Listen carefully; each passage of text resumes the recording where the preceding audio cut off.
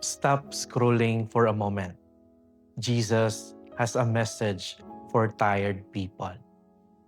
In today's gospel, the apostles returned to Jesus exhausted. They worked hard, they gave their best. And Jesus says something beautiful. Come away to a quiet place and rest.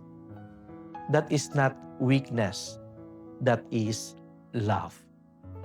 Jesus knows we get tired.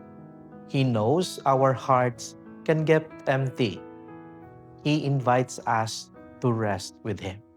Not to quit, but to breathe again. But when the crowd arrives, Jesus does not walk away.